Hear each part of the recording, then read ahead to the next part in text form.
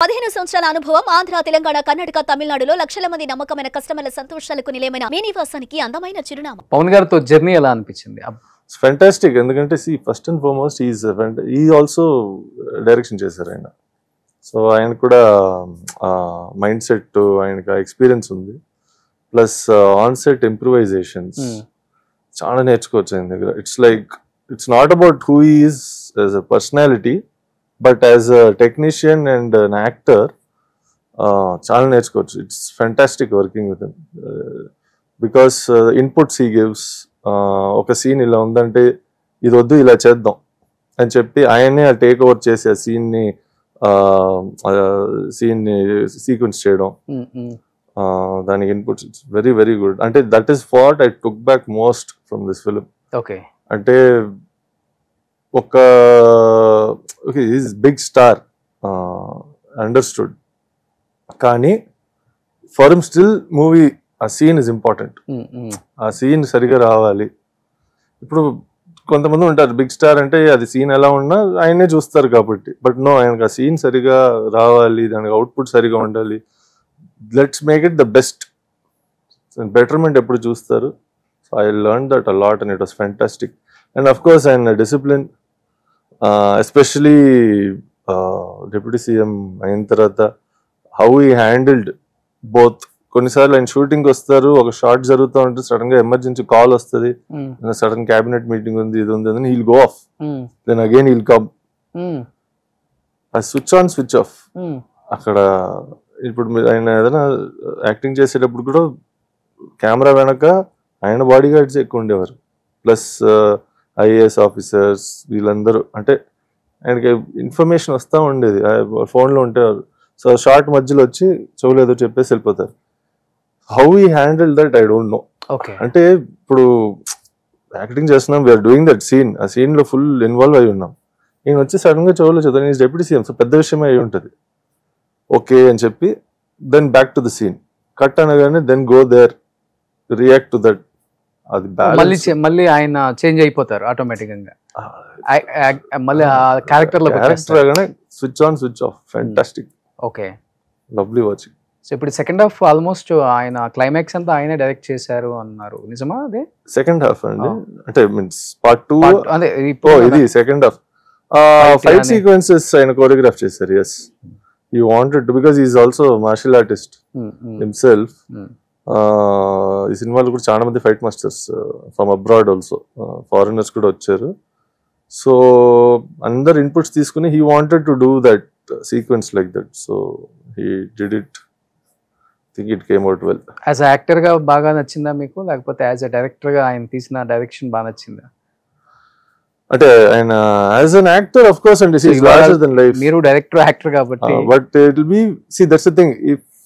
ఇప్పుడు నేను డైరెక్ట్ చేస్తున్నాను అనుకోండి, ఆయన లాంటి ఒక యాక్టర్ ఉంటే మనం ఆయనకి ఎక్కువ చెప్పాల్సిన అవసరం లేదు. మనకి ఈ సీన్ ఇలా ఉంది, ఇది అండి అవుట్పుట్, ఇది కావాలంటే he will give his inputs, లేకపోతే ఆయనే అది బెటర్మెంట్ ఇంప్రూవైజేషన్ చేస్తారు. Okay okay. So that is something which is very important. And as an actor also, ఇప్పుడు మనం ఆయన పక్కన నించున్న సీన్ లో సేమ్ సీన్, ఇప్పుడు డైరెక్టర్ గా నేను ఒక సీన్ చెప్తున్నా, ఆయన అది ఇంప్రూవైజ్ చేస్తున్నారు. యాజ్ అన్ యాక్టర్ ఆయన పక్కన నించున్నా నాకే అడ్వాంటేజ్, ఎందుకంటే ఐ విల్ సీ దట్, ఓ ఇలా కూడా చేయొచ్చా as an artist. So both ways. Specific గా ఆయన మీ నేమ్ కూడా మెన్షన్ చేశారు. yes చేశారు. I am very grateful. ఆ క్యారెక్టర్ కి మేము very very grateful. I was surprised అనుకున్నాము అని చెప్పేసి కూడా. సో ఆయన ఏదైనా సీన్ డైరెక్ట్ చేశారు మిమ్మల్ని? సీన్ డైరెక్షన్ కాదు, ఒక సీన్ ఉందంటే ఆ సీన్ ఆయన కొంచెం బెటర్మెంట్ ఇంప్రూవైజేషన్ చేసి చేశారు. ఓకే. కానీ ఇట్ వాస్ వెరీ, ఆ ఉన్న సిచ్యువేషన్ లో they made this movie to just at least okay, ఆ సినిమా ఆగిపోకుండా ఎలాగో ఈ సినిమా కంప్లీట్ చేయాలి అని చేసి they have done. So given the circumstances, what output is there is very good. Yes, చాలా మంది దే ఫీల్ లైక్ ఇలా ఉండుండొచ్చు, అలా ఉండుండొచ్చు. ఇప్పుడు నేను కూడా అసలు షూటింగ్ ఉన్నాను కాబట్టి, అరే అలా జరిగి ఉంటే బాగుండేదేమో, ఇలా జరిగి ఉంటే బాగుండేదేమో, but it was not in our hands. ఎవరి చేతుల్లో లేదు, ఆయన చేతుల్లో లేదు, పవన్ గారి చేతుల్లో లేదు. It was all the situation was like that. So Harihara Veeramallu part 2 కూడా ఉందంటున్నారు కాబట్టి Yes. పార్ట్ 2 ఎలా ఉండబోతుంది, మీ క్యారెక్టర్ ఎలా అస్సలు ఉండబోతుంది, తెలియదండి పవన్ గారు ఎలా ఉండబోతున్నారు అసలుకి ఓవరాల్ గా? అసలు తెలియదండి. ఎందుకంటే క్రిష్ గారు నాకు ఆ సినిమా క్యారెక్టర్ వరకు నెరేట్ చేశారు. సినిమా కూడా ఫుల్ ఫ్లెడ్జ్డ్ గా ఇప్పుడు జ్యోతికృష్ణ గారు చాలా దాని ఇంప్రూవ్మెంట్స్ అంటే దాన్ని ఒక 2 parts గా చేసి దానికి కొంచెం చాలా విషయాలు యాడ్ చేసి చేస్తున్నారు కాబట్టి యాక్చువల్గా పార్ట్ 2 ఎలా ఉంటుంది అంటే పార్ట్ 1 నాకు సగం విషయాలు తెలియలే. సో పార్ట్ 2 ఎలా ఉండబోతుందో I'm not sure at all. అంటే స్టోరీ లైన్ అండ్ క్యారెక్టరైజేషన్ అంటే బేసిక్ తెలుసు. ఓకే, ఇది మరి Aurangzeb character Delhi, so maybe Delhi వరకు వెళ్ళాల్సి వస్తుంది. That may be there. Okay, that much only అయినా అంటే నాకు అంతే తెలుసు. కానీ ఆయన తీసుంటే సినిమా చెప్పాలంటే ఆయన ఇంతకుముందు కంచె కానీ గౌతమిపుత్ర శాతకర్ణి తీశారు కాబట్టి ఇస్తాంబుల్ రకరకాల ప్లేసెస్ లో వాటిని ఎలా విఎఫ్ఎక్స్ లో మనం యాడ్ చేసుకోవచ్చు, ఎలా దాన్ని అదంతా ఆయనకు ఒక ఐడియా ఉంది కాబట్టి డెఫినెట్ గా సో అది వేరేలాగా ఉండేది బిగ్ స్క్రీన్ మీద. బట్ మీకు అట్లీస్ట్ మీకు ఒక ఐడియా ఉంటుంది కదా ఆర్టిస్టులకి, అప్పుడు దాకా ఇవాళ వరకు సెట్లో ఉన్న డైరెక్టర్ రేపటి నుంచి ఇంకొక డైరెక్టర్ వచ్చారు అన్నప్పుడు డెఫినెట్గా డిస్కషన్స్ నడుస్తాయి. కాబట్టి అక్కడ కృషి గారు ఎందుకు సెట్లో నుంచి అంటే డైరెక్టర్గా ఎందుకు ఆ సినిమా నుంచి వద్దనుకొని బయటకు వెళ్ళిపోయారు అన్న దానికి 100% నాకు రీజనింగ్ తెలియదండి. But from what I know it is because of delays. ఆయనకి వేరే కమిట్మెంట్స్ ఉండి, ఎందుకంటే ఇది ఇప్పుడు జరగలేదు కదండి, ఇది 5-6 years అయిపోయిందా? ఇది గ్యాప్ ఆల్మోస్ట్ నాకు తెలిసి 2023లో జరిగింది. 1 year గ్యాప్, 1.5 year గ్యాప్ వచ్చి 23 బిగినింగ్ నుంచి. సో అంటే మై పార్ట్ ఎందుకంటే October 22లో నేను జాయిన్ అయ్యా ప్రొడక్షన్. చౌకీదాని fight sequence we shot till December.